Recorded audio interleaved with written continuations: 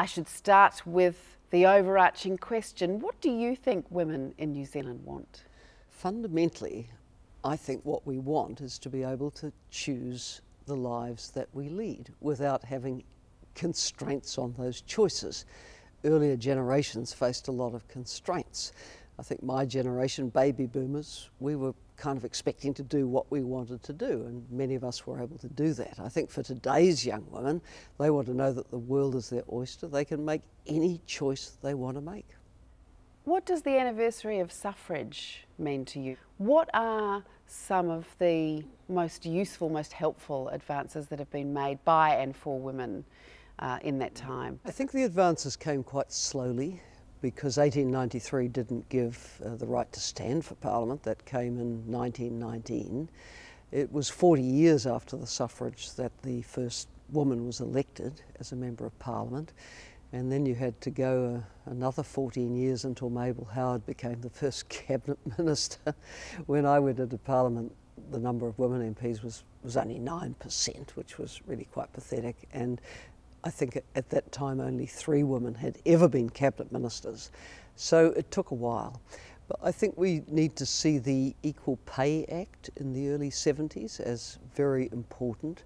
Another very important move was setting up the Domestic Purposes Benefit, because prior to that it was an awful battle for women on their own to keep their children, particularly the single mother who hadn't married and didn't have other income, and there was so much pressure for those women to give up their babies. So Equal Pay Act, Domestic Purposes Benefit, very, very important.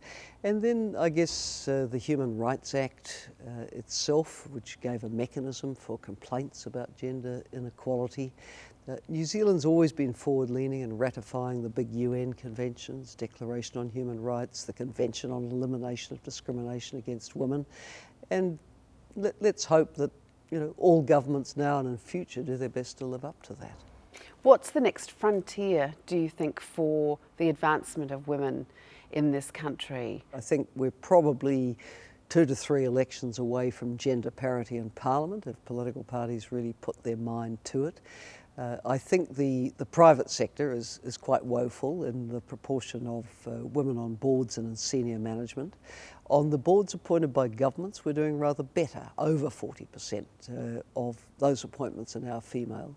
But in our public administration, we don't have enough women heads of departments and entities. So you can see a number of frontiers there where we still have work to do.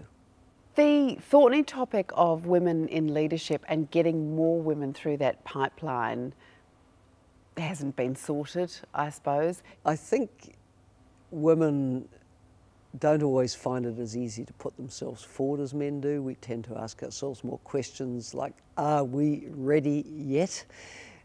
Men are less likely to ask those questions. So what I always encourage is women having the self-confidence and self-belief to step up. The chances are that they really are ready, and they need to believe that.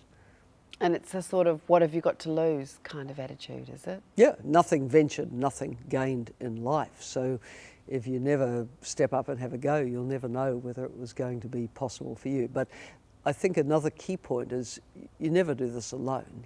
You always have to have a network and supporters around you. Are we at a point now where women can lead in their own style, a female style of leadership? And what does that look like? It is said that in general, women's style of leadership is more collegial, flatter, less hierarchical. That doesn't apply to every woman, of course. If we think of Mrs. Thatcher, we wouldn't necessarily attribute those characteristics. But the style which is described as more female-like is one that actually works better in the long run if you're trying to get agreement, to bring people together. More effective than a top-down pronouncement where people may not like it at all because they didn't feel they were part of the decision-making. And finally, what do you want while we're asking people what they want? What do you want personally? What do I want? I like to be able to live my life unrestricted. I like to have a choice about what I do and when I do it. What I very much want is good health throughout all of my life, because it's not so miserable when ill health comes along. So I think, you know, what I want now is really quite focused on a long, healthy, satisfactory, fulfilling life. And what do you want for New Zealand women?